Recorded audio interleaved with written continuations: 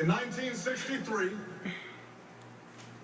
almost 200 years after those words were set to paper,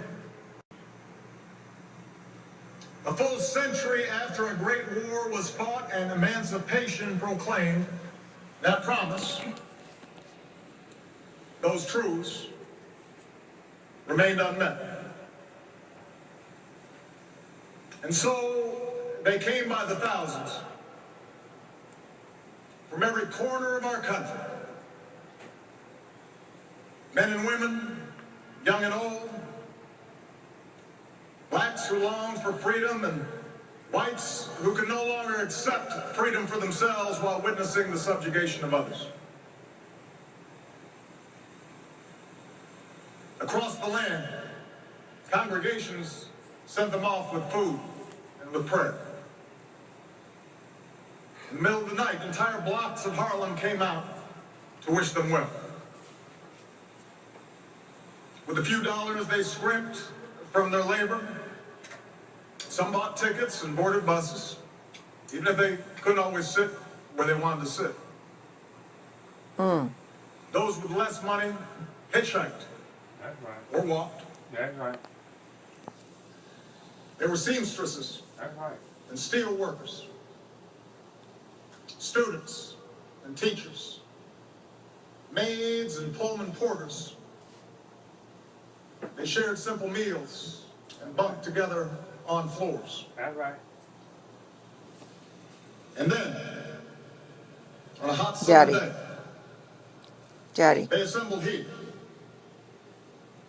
in our nation's capital, under the shadow of the great emancipator, to offer testimony of injustice, to petition their government for redress, and to awaken America's long slumbering conscience. We rightly and best remember Dr. King's soaring oratory that day. How he gave mighty voice to the quiet hopes of millions. That's right. How he offered a salvation path. That's right. For oppressed and oppressors alike. His words belong to the ages, possessing a power and prophecy unmatched in our time. That's right. But we would do well to recall that day itself also belonged to those ordinary people whose names never appeared in the history books, never got on TV.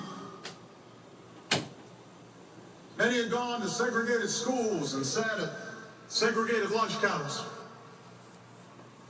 They lived in towns where they couldn't vote, in cities where their votes didn't matter. There were couples in love who couldn't marry.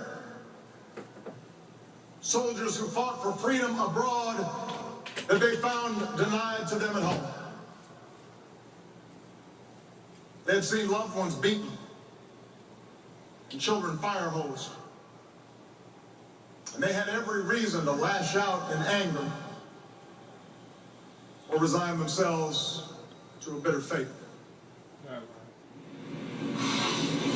President Obama sharing his thoughts on this incredible